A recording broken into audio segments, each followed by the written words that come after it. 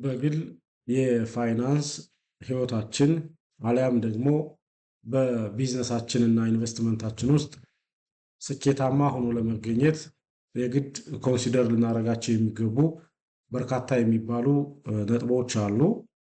እነዚህን በርካታ የሚባሉ ነጥቦች ኮንሲደር ማድረግ መቻል እኛንም ለስኬት ሊያበቃን የሚችልበት ሁኔታ እንዳለ ይታመናል።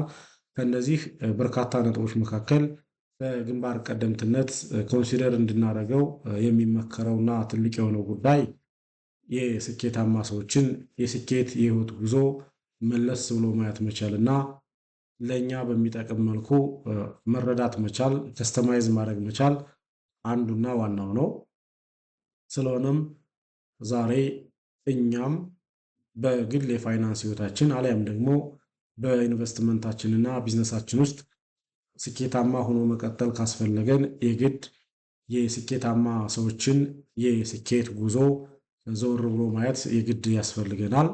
ይህንንም ተከትሎ ምናልባትም የዋረን ባፌትን የስኬት ጉዞ ዘወር ብለን ብናይ እኛም ስኬታማ መሆን የምንችልበትን እድል መፍጠር የምንችልበት ሁኔታ ይፈጠራል በሚል የዋረን ባፌት አጠቃላይ የስኬት ጉዞና ዋና ዋና የሚባሉ 6 የኢንቨስትመንት ፍልስፍናዎች እነማን እንደነበሩ በሚገባ በማየት ለእኛ በሚጠቅም መልኩ ከስተማይዝ ለማድረግ እንሞክራለን። ስለሆነም እስከ ቪዲዮ ፍጻሜ ድረስ አብራችሁን ከቆያችሁ ዋረን ባፌት በ11 ዓመቱ ኢንቨስትመንትን ጀምሮ ዛሬ ላይ በዓለም ላይ ካሉ ቢሊዮነሮች መካከል በ9ኛ ደረጃ እንዲቀመጥ ያስቻለው ዋና ዋና የሚባሉ የእሱ የኢንቨስትመንት ፍልስፍናዎች እነማን እንደሆኑና ወደኛ ህይወት እንዴት ማምጣት እንደምንችል በሚገባ እናያለን። ስለሆነም እስከ ቪዲዮ ፍጻሜ ድረስ አብራችሁን ቆዩ። ይህ ብርሃን ፋይናንስ ነው። በብርሃን ፋይናንስ የተለያዩ የፋይናንስ የኢንቨስትመንት እና የካፒታል ማርኬት ጉዳዮችን በሚገባ እያነሳን በሰፊው ነው የምንወያየው። ይህንንም ተከትሎ ለቻናሉ አዲስ ከሆናችሁ ቻናሉን ሰብስክራይብ በማድረግ የቻናሉ ቤተሰብ እንድትሆኑ በቀጥታ ግብዣ አቀርብላችኋለሁ። በቀጥታ አልፈው የዋረን ባፌት ዋና ዋና የሚባሉ ዋረን ባፌትን ለስኬት ያበቁት 6 ቁልፍ የኢንቨስትመንት ፍልስፍናዎች እነማን ናቸው?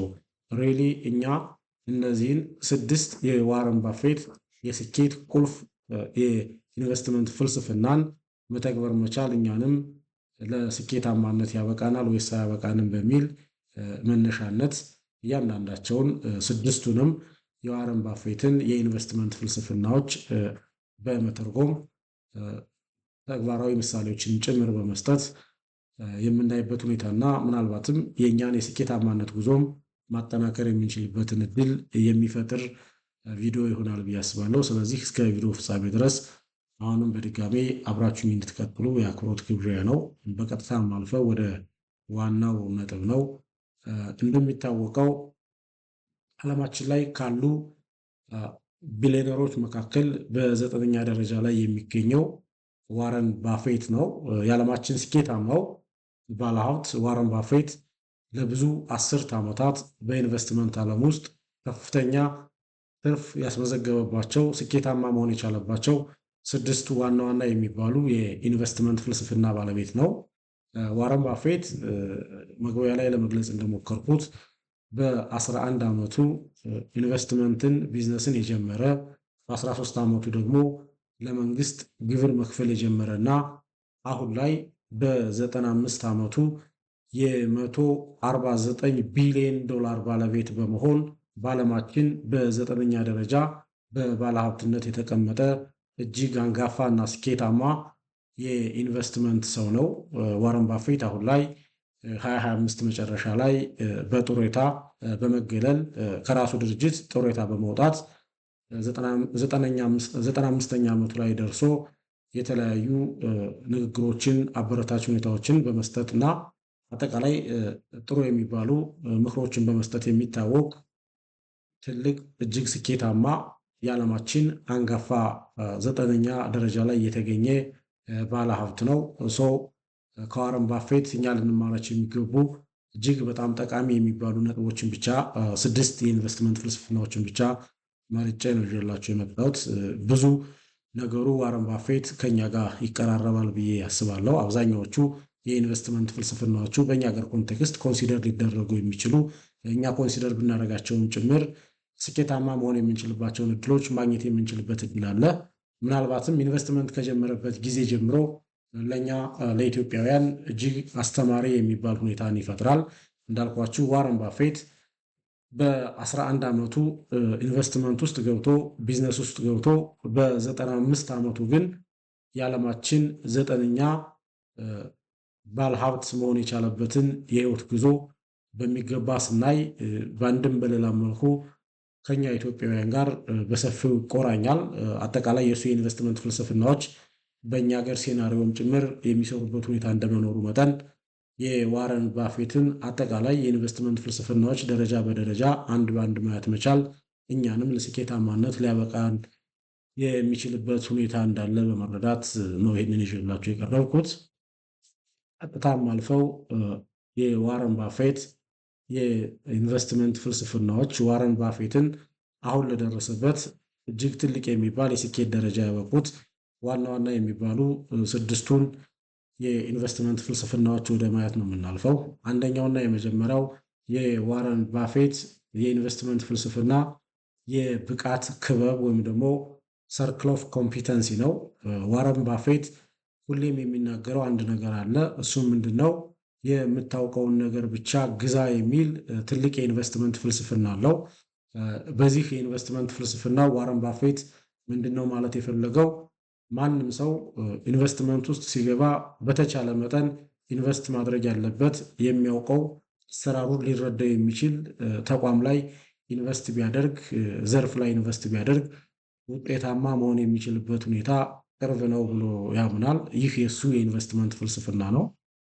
ያ ማለት አጠቃላይ የኩባንያውን የንግድ ሞዴል፣ ምርቱን፣ ደንበኞቹንና አጠቃላይ የገቢ አሰባሰብ ሂደቱና ገቢውን የሚያገኝበትን መንገድ በጥልቀት መረዳት የማትችልበት ተቋም ላይ ኢንቨስት ማድረግ መቻል ለአንተ እጅግ ከባድ ነው። ስለዚህ ኢንቨስት የምታደርግበትን ተቋም የንግድ ሞዴል፣ ምርቱን፣ ደንበኞቹን እና አጠቃላይ የገቢ ሁኔታውን በደንብ የምታውቀው ተቋም ላይ ኢንቨስት ማድረግ መቻል ለስኬታማነት የሚያበቃ አንዱ ጉዳይ ነው ብሎ ያምናል። ይህ የእሱ የኢንቨስትመንት ፍልስፍና ነው። ስለዚህ ሁላችንም አሁንም በእኛም ሀገር ኮንቴክስት ይህ እጅግ በጣም ጠቃሚ የሚባል የኢንቨስትመንት ፍልስፍና መሆን ይችላል ብዬ አስባለሁ። አብዛኞቻችን ሰዎች ያተርፋል ስላሉን ብቻ ምናልባትም ሰዎች በደንብ ኢንቨስት ሲያደርጉበት ስላየን ብቻ በሄርድ ሜንታሊቲ ወይም ደግሞ በመንጋ ተከታይነት የማናውቀው የኢንቨስትመንት መዳረሻ ላይ ኢንቨስት ስናደርግና ምናልባትም ከዛ ኪሳራን ስናስተናግድ ይስተዋላል። ስለዚህ እኛም ልክ እንደ ዋረን ባፌት በሚገባ የምንረዳው የምናውቀው የኢንቨስትመንት መዳረሻ ላይ ኢንቨስት በማድረግ አጠቃላይ ስኬታማነታችንን መደገፍና እውን ማድረግ የምንችልበት ሁኔታ እንዳለ መረዳት የግድ ይለናል። ውስብስብ የሆነ ምናልባትም በደንብ የማንረዳው የኢንቨስትመንት ዘርፍ ውስጥ ገብቶ ቢዝነሳችን ምን እየሰራ እንደሆነ፣ ምን አይነት የቢዝነስ ሞዴል እየተከተለ እንደሆነ፣ ምን አይነት ምርቶችን እያመረተና አጠቃላይ የገቢው ምንጭስ ከየት እየመጣ እንደሆነ የማንረዳው የኢንቨስትመንት መዳረሻ ላይ ኢንቨስት ማድረግ ለኪሳራማነት የሚዳረገን እንደመሆኑ መጠን የግድ ስኬታማ ሆኖ ለመገኘት የብቃት ክበብ ወይም ደግሞ ሰርክል ኦፍ ኮምፒተንሲ የሚለውን የዋረን ባፌት የኢንቨስትመንት ፍልስፍና መተግበር መቻል እጅግ ጠቃሚ ነው። በሁለተኛ ደረጃ ዋረን ባፌት ኮንሲደር የሚያደርገው የኢንቨስትመንት ፍልስፍና የውስጣዊ እሴት ትንተናን ኮንሲደር ማድረግ መቻል የሚል ትልቅ የኢንቨስትመንት ፍልስፍናን ይከተላል። ይህ ፍልስፍና በዋጋና በእሴት መካከል ያለውን ልዩነት ለመረዳት ያተኮረ ነው። በዚህም ዋረን ባፌት ምን ይላል? ዋጋ ማለት የምትከፍለው ነገር ሲሆን እሴት ማለት ደግሞ በምትኩ የምታገኘው ጥቅም ነው የሚል ፍልስፍናን ይከተላል። ያ ማለት ምን ማለት ነው? የአንድን ዕቃ ዋጋ የአንድን ዕቃ ቫሊዩ ገበያ ላይ ባለው ዋጋ መተመን እጅግ አክሳሪ ነው የሚል ትልቅ ፍልስፍና ነው ያለው። ነገር ግን እኛ ብዙ ጊዜ የዕቃውን ቫሊዩ ኮንሲደር የምናደርገው አጠቃላይ ገበያ ላይ በሚኖረው ዋጋ ነው። እንደውም ምንድን ነው የሚባለው? ሃየር ዘ ፕራይስ ዘ ሃየር ዘ ኳሊቲ ብለን ሁሉ እናምናለን። ዋረን ባፌት ይህንን አይደግፍም። ስለዚህ የአንድን ኢንቨስትመንት ትክክለኛ ዋጋ ገበያ ላይ በሚሸጥበት ፕራይስ ሳይሆን ገበያ ላይ በቀረበበት ዋጋ ሳይሆን የአንድን ኢንቨስትመንት ትክክለኛ ቫልዩ ማወቅ የሚቻለው የዛንን ኢንቨስትመንት አጠቃላይ የፋይናንስ ጥንካሬ፣ አጠቃላይ ያለበትን ዕዳ፣ ያለውን ሀብት፣ የጥሬ ገንዘብ ፍሰትና መሰል የጤናማነት አመላካሽ ጉዳዮችን በመውሰድ የዛንን ተቋም ትክክለኛ ቫልዩ፣ ትክክለኛ እሴት ማወቅና በዛ መልኩ ኢንቨስት ማድረግ መቻል ለስኬታማነት ያበቃል ብሎ ነው የሚያስበው።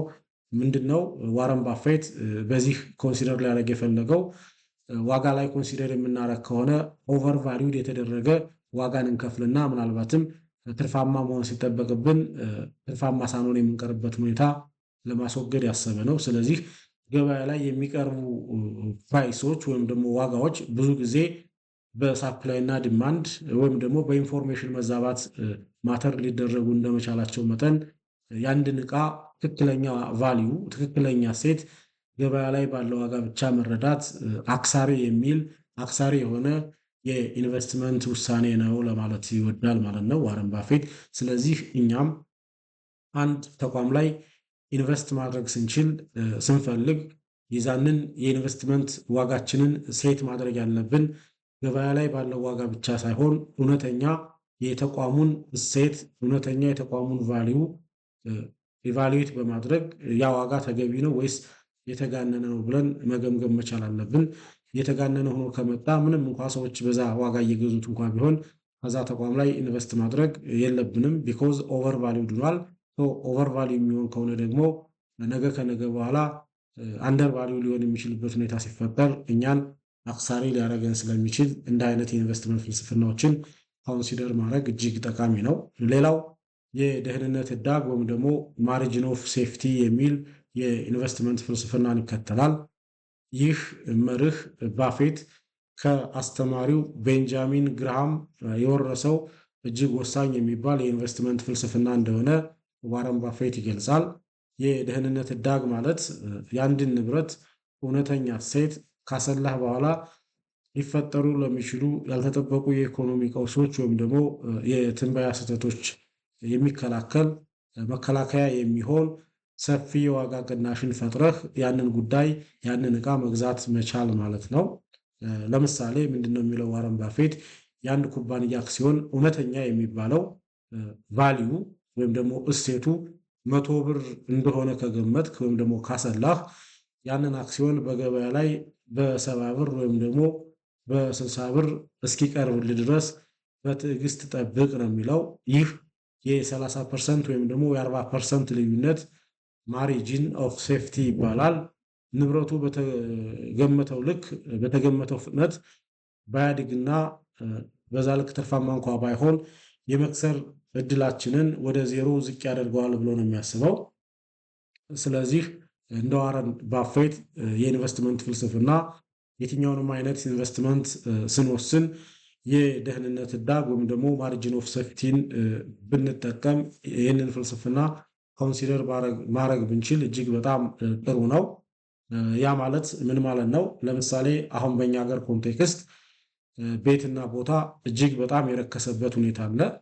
አሁናዊ የቤትና የቦታ ዋጋን ወስዳችሁ የቤትና የቦታን ቫልዩ ኮንሲደር ብታደርጉ እጅግ ሰማይና ምድር ነው። ዋጋው ወርዷል። የቤት ዋጋ የቦታ ዋጋ ወርዷል። ነገር ግን አሁን ላይ የቤትን ትክክለኛ ቫልዩ ግን ብታሰሉ ምናልባትም ከዋጋው እጅግ በላይ የሆነበት ሁኔታ ይኖራል። በእንዲህ አይነት ሁኔታ ቤት ላይ ኢንቨስት ማድረግ ምናልባትም በዋረን ባፌት የኢንቨስትመንት ፍልስፍና እጅግ የሚመከር ነው። ምክንያቱም ከትክክለኛ ቫልዩ በታች የምንገዛበት እድል ይኖራል። ዛሬ ላይ መኪናን ብታስቡ ደግሞ እጅግ የመኪና ዋጋ የተጋነነበት ሁኔታ አለ። ነገር ግን ከዚህ ከምከፍሉት ወጣ ባለመልኩ ትክክለኛ ቫሉዌሽን ሰርታችሁ መኪናው ስንት ብር ይሆናል ብላችሁ ብታስቡ ግን የመኪናው ዋጋ ምናልባትም አሁን የቀረበውን ዋጋ ላይ መዝን ይችላል። ያ ማለት ምናልባትም አሁን ላይ የመኪናው ዋጋ የተሰቀለባቸው በርካታ ጊዜያዊ ምክንያቶች ስላሉ ሊሆን ይችላል። ስለዚህ በእንዲህ አይነት ሁኔታ መኪናን አሁን ብትገዙ ምናልባትም የደህንነት ህዳግ የላችሁም ወይም ደግሞ ማርጅን ኦፍ ሴፍቲ የሌለው ኢንቨስትመንት ላይ እየተሰማራችሁ ነው ማለት ነው። ነገር ግን አንድን ሀብት ስትገዙ ከትክክለኛ ዋጋ በወረደ መልኩ በቀነሰ መልኩ የመግዛት እድሉን ካገኛችሁ ግን ያ የኢንቨስትመንት ፍልስፍና የደህንነት ህዳግ ወይም ደግሞ ማርጅን ኦፍ ሴፍቲ ይባላል። ዋረን ባፌት ይህንን ከአስተማሪው ከቤንጃሚን ግርሃም የወረሰው ትልቅ የኢንቨስትመንት ፍልስፍና እንደሆነም ጭምር በመግለጽ ይህ ሌላኛው ስኬታማ ኢንቨስትመንትን ለማከናወን ጠቃሚ የሚባል የዋረን ባፌት የኢንቨስትመንት ፍልስፍና መሆኑን መረዳት ይኖርብናል። በአራተኛ ደረጃ የተቀመጠው ኢኮኖሚያዊ ምሽግ ነው። እንግዲህ ዋረን ባፌት ሌላው የእሱ የኢንቨስትመንት ፍልስፍና ኢኮኖሚያዊ ምሽግ የሚል የኢንቨስትመንት ፍልስፍናን በሚገባ ይጠቀማል። ባፌት አንድን ኩባንያ ከመግዛት በፊት ወይም ደግሞ አንድ ኩባንያ ላይ ኢንቨስት ከማድረጋችሁ በፊት ተወዳዳሪዎቹ በቀላሉ እንዳያቆሙት የሚያደርግ ዘላቂ የውድድር ብልጫ አለው ወይስ የለውም የሚል ግምገማን ማድረግ የግድ አስፈላጊ እንደሆነ ያትታል። ያ ማለት አንድ ተቋም ላይ ኢንቨስት ስታደርጉ የዛን ተቋም ሰስተነብል ኮምፒቲቲቭ አድቫንቴጅ በሚገባ ማወቅ መረዳት መቻል አለባችሁ። ምንም አይነት ሰስተነብል የሆነ ኮምፒቲቲቭ አድቫንቴጅ ከሌለው እዛ ተቋም ላይ ኢንቨስት ማድረግ አፍተሮል ጠቃሚ አይሆንም። ነገር ግን ሰስተነብል የሆነ በጣም ቀጣይነት ያለው በልዩነት አድቫንቴጅ ሊፈጥር የሚችልባቸው ሁኔታዎች ግን ካሉ እንደዚህ አይነት ተቋም ላይ ኢንቨስት ማድረግ ይመከራል ብሎ ያስባል። ቢኮዝ ከሌሎች ተወዳዳሪዎቹ ሰስተነብል በሆነ መልኩ ኮምፒቲቲቭ በሆነ መልኩ አድቫንቴጅን ማግኘት የሚችልበት ሁኔታ ካለ ያ ተቋም አትራፊ ሆኖ የሚቀጥልበት እድል እንዳለ ይረዳል። ለምሳሌ ጥሩ የሚባል ብራንድ ማተርስ፣ ዝቅተኛ የሚባል የማምረቻ ወጪ እንግዲህ ሎኬሽናል አድቫንቴጅ ሊሆን ይችላል ወይ ደግሞ ሌሎች አይነት ተያያዥ ሁኔታዎች ይኖራሉ። በእነዚህና መሰል ጉዳዮች እናንተ ኢንቨስት የምታደርጉበት ተቋም ሰስተነብል የሆነ ኮምፒቲቲቭ አድቫንቴጅ የማይኖረው ከሆነ ኢንቨስት ማድረግ አይጠበቅባችሁም። ነገር ግን ኢንቨስት ልታደርጉ ያሰባችሁበት ተቋም ሰስተነብል ኮምፒቲቲቭ አድቫንቴጅ የሚኖረው ከሆነ ኢንቨስት ብታደርጉበት ይመከራል የሚል ሌላ ፍልስፍና አለው። አምስተኛና ሌላኛው የረጅም ጊዜ እይታና የድርብ ትርፍ ኃይል ኢንቨስትመንት ፍልስፍናን ይከተላል ዋረን ባፌት አጭር ጊዜን መሰረት አድርጎ መገበያየት ወይም ደግሞ ይሄ ዴይ ትሬዲንግ የምንለው ሁኔታን እጅግ አጥብቆ የሚቃወም ትልቅ የስኬት ሰው ነው። ለሱ የኢንቨስትመንት ጊዜ ገደቡ ለዘላለም የሚቃረብ ፎሬቨር አይነት የሆነ የጊዜ ገደብን ማስቀመጥ መቻል አለበት ብሎ ነው የሚያስበው።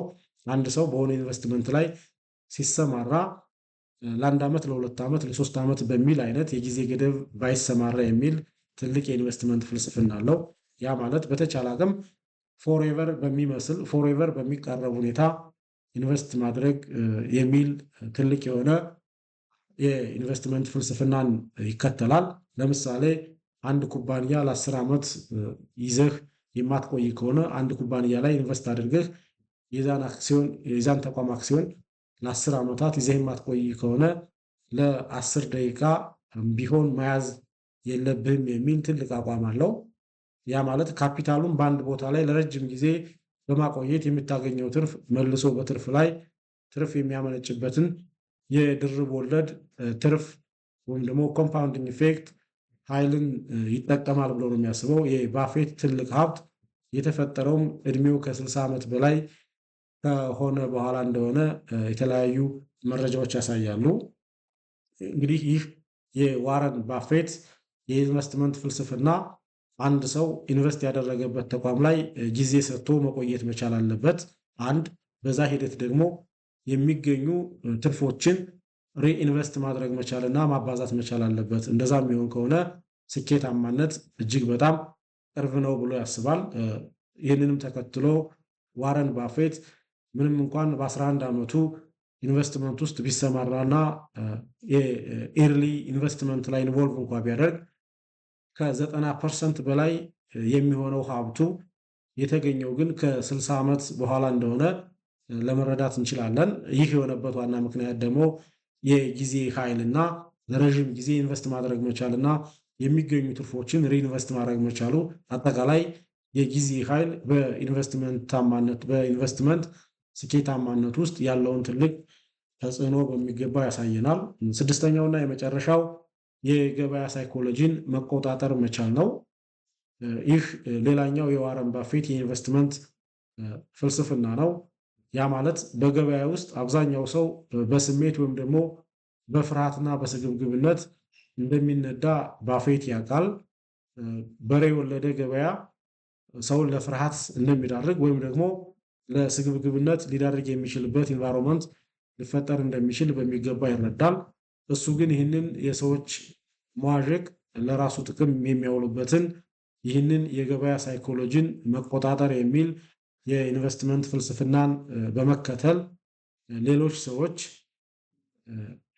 በሬ ወለደ አይነት ወሬ ሲሰሙ በፍርሃት ሲሸሹ እሱ ይገዛል። ሌሎች በሬ ወለደ አይነት ወሬ ሲሰሙ በኃይለኛው ሲስገበገቡ እሱ ኢንቨስት አያደርግም።